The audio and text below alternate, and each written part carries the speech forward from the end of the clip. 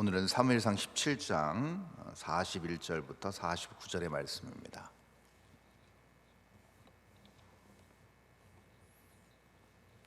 사무엘상 17장 41절에서 49절까지 말씀 제가 읽도록 하겠습니다.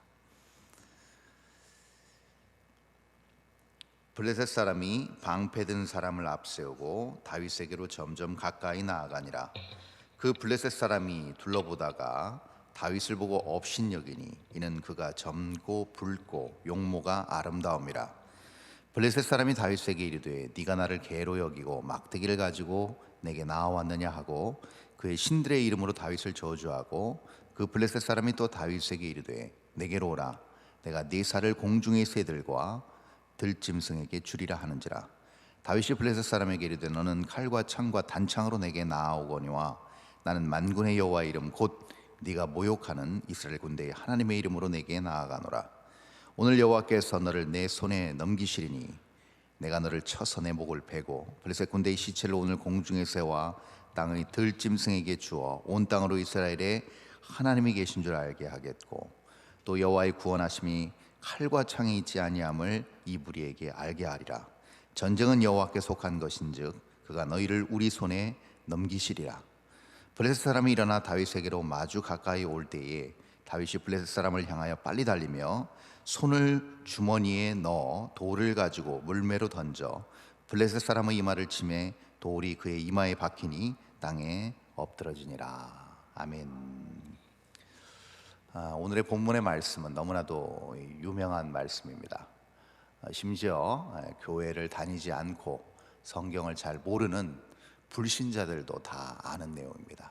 그래서 여러 매체나 또 여러 어떤 시나 또 어떤 많은 그 시사적인 어떤 부분에서 자기의 어떤 상황과 또 어떤 대역전, 극적인 역전을 묘사할 때도 이 다윗과 골리앗의 이 이야기와 이 비유를 많이 인용하는 것을 우리는 볼 수가 있습니다. 그만큼 전혀 상대가 되지 않는, 어떻게 보면 힘과 힘의 격돌이라고 볼 수 없는, 도저히 맞붙을 수 없는 그런 어떤 열악한 또 열세인 상황에서 어떻게 승리를 가져갔는지, 그 자체가, 승리 자체가 너무나도 기적적인 놀라운 사건이기에 많은 사람들이 인용하고 또 이것을 통해서 나름의 어떤 많은 위로와 또 용기를 가지고 살아가는 것이 아닌가 싶습니다.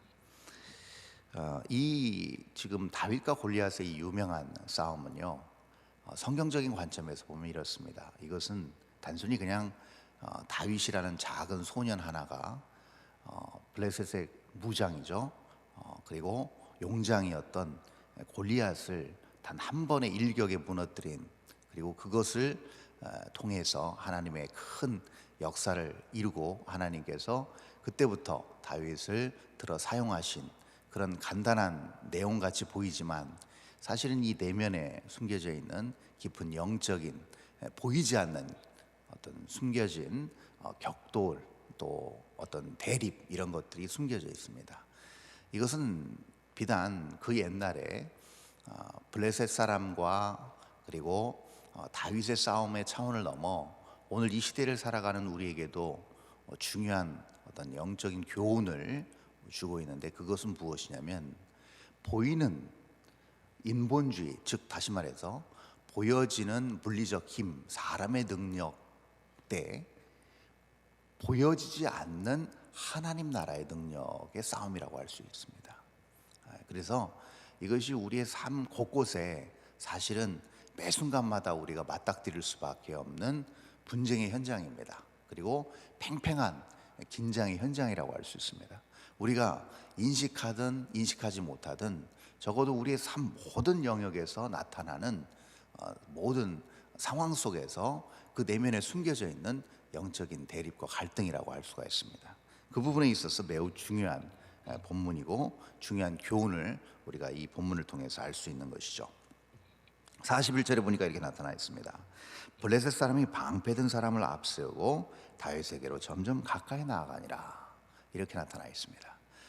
만군의 여호와의 하나님의 이름을 저주하면서 너희들 중에 나를 상대할 만한 사람이 있으면 내려와 보라 하면서 여호와의 이름을 저주하면서 욕할 때 다윗은 그 분노를 이기지 못하고 본인이 직접 사울 왕에게 요청해서 골리앗을 상대하겠다고 이제 내려갑니다.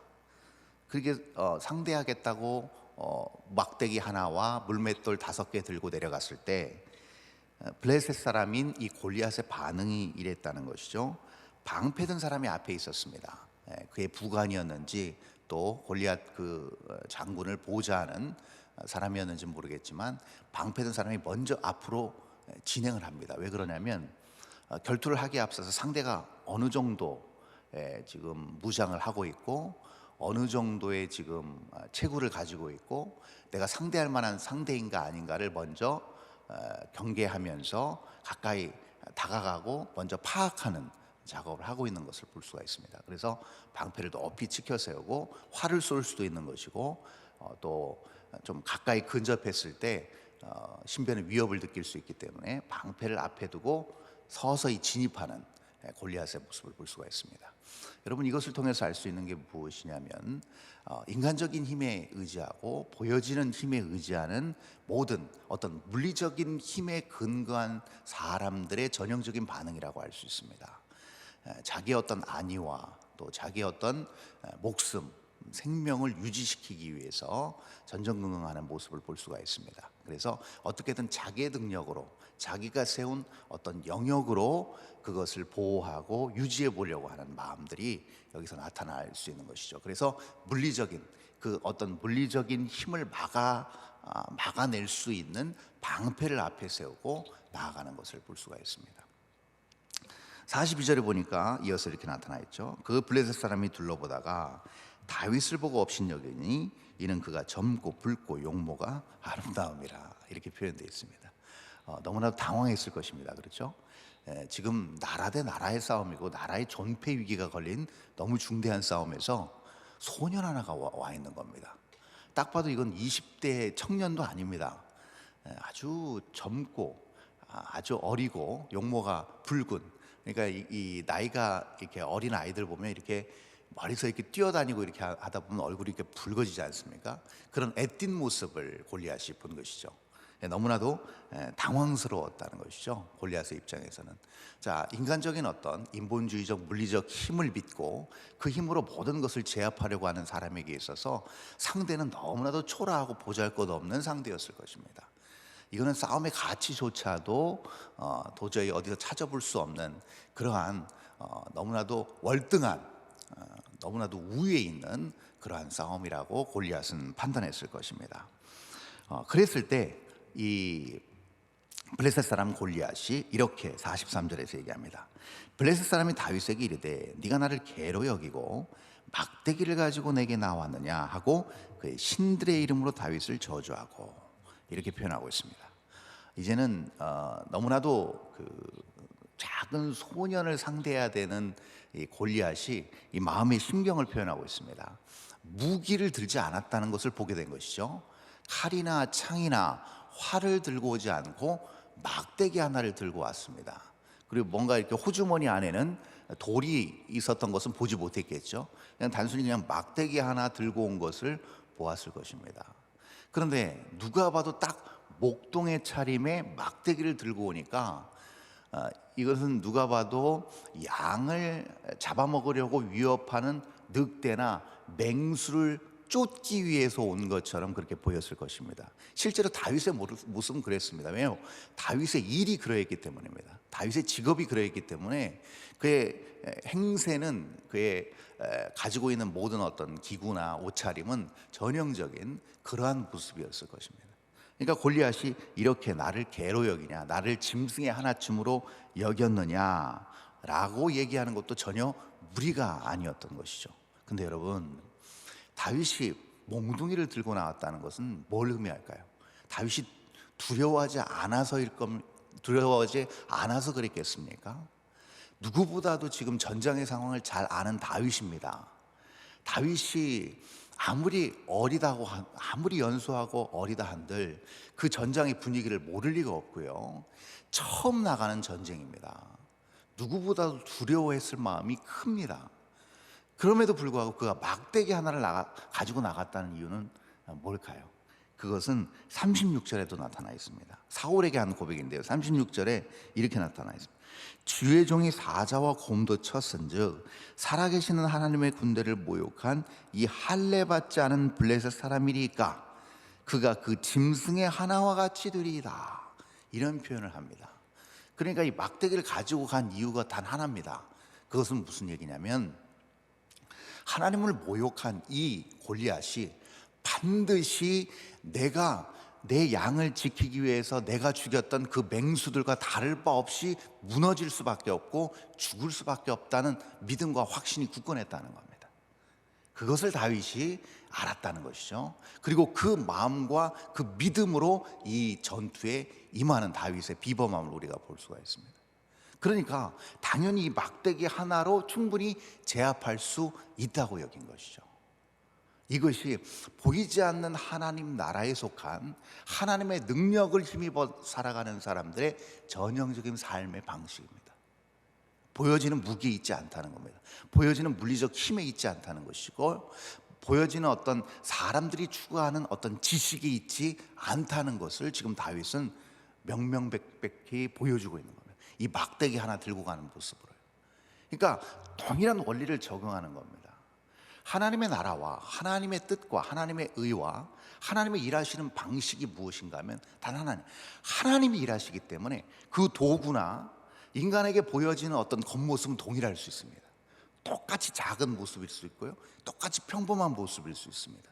그러나 중요한 사실은 뭐냐, 그 똑같은 모습 그 뒤에 그 배후에 누가 역사하나, 그 배후에서 그것을 진행시키시고 결과를 맺어가시는 분이 누구시냐에 따라 그 결과는 천차만별입니다. 큰 차이를 보인다는 것이죠.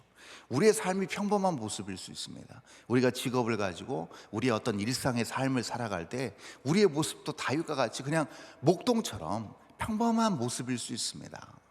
그러나 우리가 그 평범한 모습에서 우리 일상을 살아갈 때 반드시 우리가 맞닥뜨릴 수 있는 영적 대립이 있을 수 있습니다.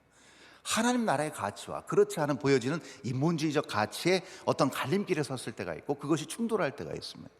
근데 우리 일상 가운데서 우리가 하나님의 승전보를 우리의 삶 가운데서 하나님의 승리를 우리 안에 온전히 가져오기 위해서는 무엇이 필요한가? 똑같은 일상의 삶이지만, 똑같은 도구고 똑같은 나의 변함없는 모습이지만 여전히 우리의 마음 중심에 무엇이 있는가? 오늘도 하나님께서 내가 하나님의 뜻 안에 거하고 하나님의 말씀 가운데 순종하고 하나님을 향한 믿음이 더욱더 굳건해질 때 하나님이 일하신다는 믿음입니다. 하나님이 일구어내신다는 믿음입니다. 하나님이 오늘도 나의 배후에서 역사하신다는 그 믿음입니다. 이것이 별거 아닌 것 같은데요, 이것이 큰 차이를 만들어냅니다. 어떤 큰 차이를 만들어내는가? 그 다음 절을 보십시오. 44절에 선포가 나타납니다. 그 블레셋 사람이 또 다윗에게 이르되 내게로 오라, 내가 내 살을 공중의 새들과 짐승들에게 주리라 하는지라. 그랬더니 45절에 유명한 다윗의 선포 고백이 나옵니다. 다윗이 블레셋 사람에게 이르되 너는 칼과 창과 단창으로 내게 나아오거니와 나는 만군의 여호와 이름 곧 네가 모욕하는 이스라엘 군대의 하나님의 이름으로 내게 나아가노라, 이렇게 표현합니다. 너무나도 우리가 잘 아는 말씀. 다윗은 알고 있었습니다. 칼과 창과 단창이라는 물리적 힘으로 지금 골리앗은 자신을 제압하고 이스라엘 전역을 제압하고 더 나아가서 하나님까지도 제압하려고 하는 골리앗의 교만을 봅니다. 그러면서 그는 이렇게 얘기합니다. 그 하나님이 오늘 너의 목숨을 나에게 맡기셨다. 너는 칼과 창과 단창이라는 물리적 힘, 인간적인 힘으로 나에게 오지만 나는 네가 모욕하는 그 만군의 여호와의 이름으로 나간다 할 때 이름 쉔이라는 단어를 썼습니다. 이 쉔이라는 단어는 어떤 단어인가? 그 이름이라는 히브리 언어에서 그 이름이라는 말이 나올 때 이것은 무엇을 의미하는가 하면요, 어떤 생명체에 어떤 이름이 붙었습니다. 코끼리, 사자, 호랑이, 이런 이름을 아담이 그 에덴 동산에서 붙여줬을 때는요, 그 이름을 붙여준 이유가 그 생김새와 그 성향과 성질과 능력과 그리고 어떻게 보면 생태 활동까지 전부 다 고려해서 지어준 이름입니다. 아담이. 에덴 동산의 동물들을 아담에게 끌어온 이유가 거기 있었습니다. 아담이 이름을 지어줬다는 얘기는 그 동물들의 모든 성향을 아담이 파악하고 그에 걸맞는 이름을 붙여줬다는 얘기입니다. 자, 그럼 생각해 보십시오. 다윗이 분명히 여기서 골리앗에게 얘기합니다. 여호와 츠바오트, 즉 만군의 여호와의 이름, 만군의 여호와의 군대의 이름. 이 얘기는 무슨 얘기일까요? 사람이 상상할 수 없는 무한하시고 전능하신 분이라는 얘기입니다. 네가 감히 그렇게 욕할 수 있는 분이 아니라는 것이고, 너의 그 알량한 물리적인 힘으로 제압당하지 않는 분이 바로 내가 섬기는 여호와 하나님이라는 얘기입니다. 하나님의 모든 그 성향과 능력과 존귀함과 그 존엄함이 그 여호와의 이름, 여호와 츠바오트, 여호와의 군대란 이름에 고스란히 배어 있고, 그것을 다윗이 선포하는 장면입니다. 자, 이것을 선포했을 때 어떻게 됐을까요? 이미 게임은 끝났습니다. 이것을 다윗이 마음 중심에 놓고 가장 중요한 어떤 삶의 근거와 가치로 놓고 그 전장에 내려가서 싸움에 임할 때 이미 싸움의 승패는 갈렸습니다. 그렇지 않겠습니까, 여러분? 우리가 오늘도 모여서 기도를 합니다. 근데 맨 끝에 우리는 이렇게 마무리합니다. 예수님의 이름으로 기도합니다. 아멘 하고 마무리합니다. 그 얘기는 무슨 얘기일까요? 내가 간구한 나의 고백과 하나님이 이루실 모든 일들을 향한 나의 믿음이 무엇으로 완결됩니까? 예수님의 이름으로 완결됩니다. 아멘, 믿습니다. 마침표 찍었습니다. 그 얘기는 무슨 얘기일까요? 내가 그것을 내가 선포하고 내가 간구한 그 모든 하나님의 능력에 근거한 모든 것이 이루어질 것을 믿고 예수님의 이름으로 그것을 구했다는 그 자체로 뭐예요? 이미 게임은 끝난 겁니다. 내가 전심을 다해서 믿음의 간구를 한 이상, 여러분, 모든 나에게 주어진 환경과 나의 주어진 모든 시간과 나의 주어진 모든 일상 가운데서 우리는 오늘의 똑같은 영적 원리를 그대로 경험하고 그대로 체험할 수 있습니다. 그것은 무엇인가? 어떤 싸움, 어떤 영적 싸움이 됐든지 간에 우리는 백전백승할 수 있습니다. 누구의 능력과 누구의 이름으로? 우리 구주 예수 그리스도의 능력과 예수 그리스도의 이름으로 가능한 줄 믿습니다. 이 놀라운 은혜의 선포가 바로 45절에 담겨 있다는 것이죠. 그래서 다윗은 계속해서 얘기합니다. 46절에 오늘 여호와께서 너를 내 손에 넘기시니 내가 너를 쳐서 내 목을 베고 블레셋 군대의 시체를 오늘 공중의 새와 땅의 들짐승에게 주어 온 땅으로 이스라엘의 하나님이 계신 줄 알게 하겠고, 47절 또 여호와의 구원하심이 칼과 창에 있지 아니함을 이 무리에게 알게 하리라. 전쟁은 여호와께 속한 것인즉 그가 너희를 우리 손에 넘기시리라. 아멘.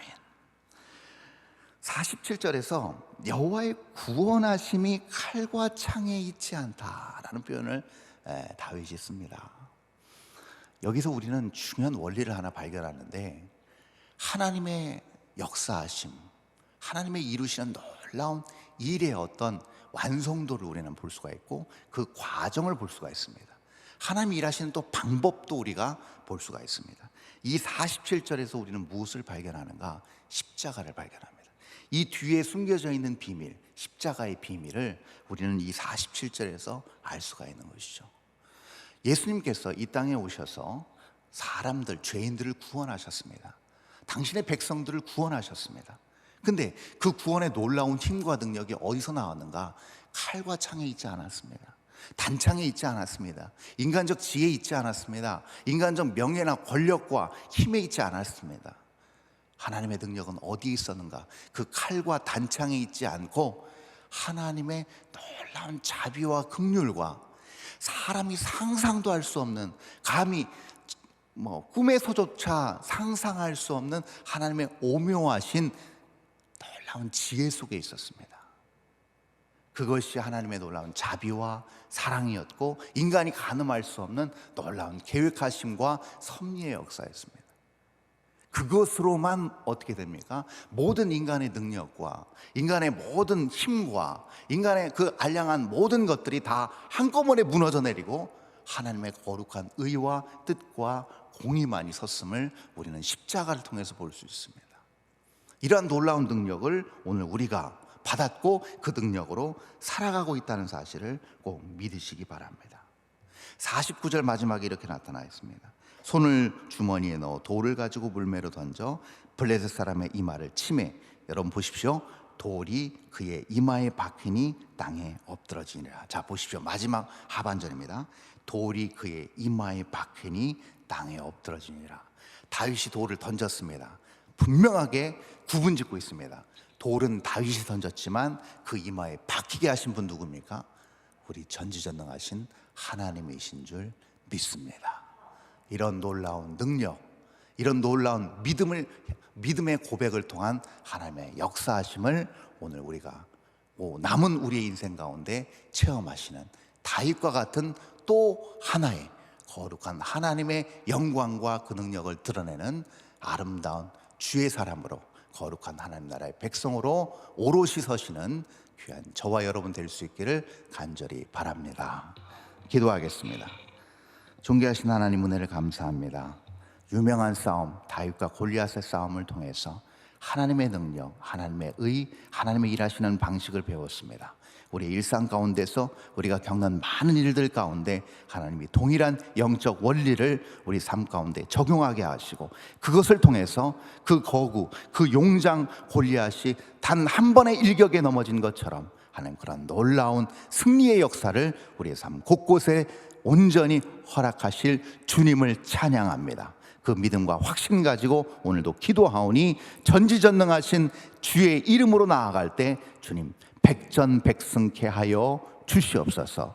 우리의 모든 일상 가운데서 하나님의 놀라운 뜻과 의와 역사가 나타나는 귀한 삶, 그런 간증의 고백, 하나님 나라가 우리의 모든 일상 가운데서 아름답게 투영되는 은혜를 허락하여 주시옵소서.